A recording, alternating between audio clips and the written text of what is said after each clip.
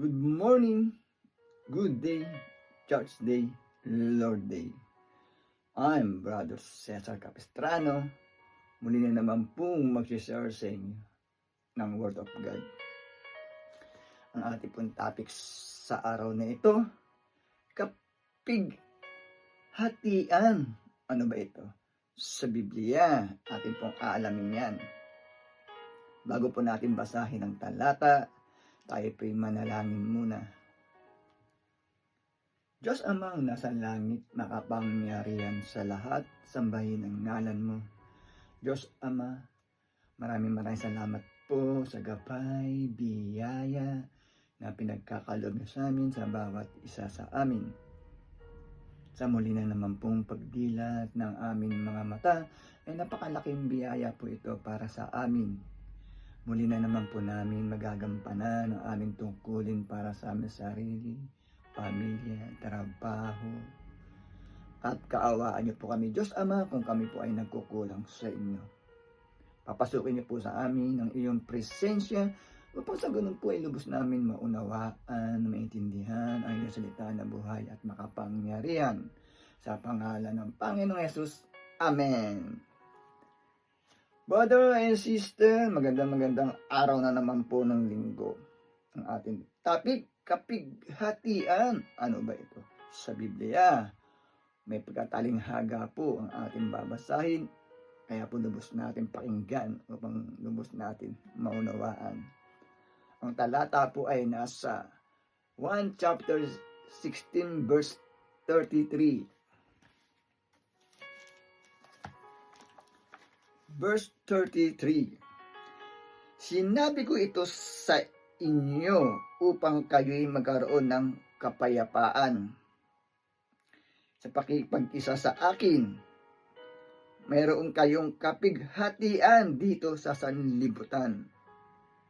Ngunit lakasan ninyo ang inyong loob na pagtagumpayan ko na ang sanlibutan. Amen, brother and sister. Napakaganda po ng ating nabasa mula sa Biblia. Talinghaga po ang ginamit na salita ng ating Panginoong Jesucristo na ibinahagi naman po ni Apostol Juan. Sa nilalaman po ng talata, tayo daw po na nakipag-isa na sa ating Panginoong Jesucristo. Magamat tayo daw po ay dadanas ng kapighatian. Ano ba tong kapighatian na ito? Ito po ay mga kalungkutan, pagdadamdam, kung meron tayong mga ginusto na hindi natin nakamtan, gaya ng pag-aaral na hindi nakapagtapos ng college, nagkaroon ng kalungkutan, pagdadamdam, mga biglaang pagkatanggal sa trabaho, pagkasawi, pagkabasted sa pag-ibig. Ayan po ang mga isa sa mga halimbawa ng kapighatian. Pero ang sabi ng ating Panginoong Hesus sa kanyang aral, napagtagumpayan niya na ito. Kaya lakasan daw natin ang ating loob. Ayan po ang aral ng ating Panginoong Jesucristo.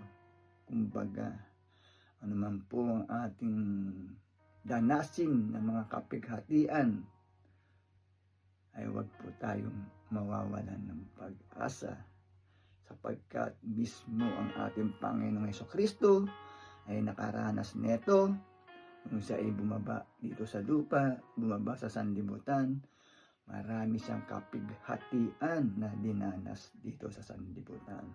Pero pinagtitibay sa talata na kanya na po itong napagtagumpayan. Kaya po ang tanging natin gawin, manalangin, magdasal, humingi ng tulong, humingi ng gabay sa ating Diyos Amang nasa langit, humingi ng gabay sa ating Panginoon sa Kristo, sapagkat ang ating Panginoong Jesucristo nang dumadanas ng kapighatian, siya po ay nananalangin sa kanyang Ama. Brother and sister, kaya lakasan daw natin ang ating loob kung dadanas tayo ng mga kapighatian, sapagkat napagtagumpayan na po ng ating Panginoong Jesucristo ang kanyang mga dinanas na kapighatian. Kaya daw po tayong mga nakipag-isa na sa kanya ay malalampasan din daw po natin ito. Brother and sister, kung ano man ang ating dadanasin na kapighatian sa buhay, dahil malinaw na malinaw sa nabasa natin sa Biblia, napagtagumpayan po ng ating Panginoong Jesucristo. Brother and sister, tayo po'y magdasal, humingi ng tulong sa ating Diyos Ama nasa langit, manalangin. Huwag po tayong mananawang manalangin. Brother and sister, ayan po ang pinakabala natin sa ating buhay, ang humingi ng tulong sa ating Diyos Amang nasa langit, manalangin. Wag po tayong mananawang manalangin sa panghingi ng gabay, brother and sister. Napakaganda po ng ating nabasa mula sa Biblia. Kaya po sana ay wag po tayong manawang makinig every Sunday na aking pong ibinabahagi ng salita ng Diyos na buhay at makapangyarihan, upang sa ganun po ay magkaroon tayo ng kaalaman, gabay, at kontrol dito sa sanlibutan. Magtatapos na po yung ating topic, tayo po yung manalangin muli. Diyos Amang nasa langit, makapangyarihan sa lahat, sambahin ang ngalan mo. Maraming salamat po na pagpakinig naman po kami ng iyong salita na buhay at makapangyarihan na nagbibigay lakas po sa aming katawan at espiritual. Maraming salamat po sa pangalan ng Panginoon Hesus. Amen. Brother and sister, magandang araw na naman po ng linggo. Lagi po tayo mag-iingat at magdadasal. God bless to all.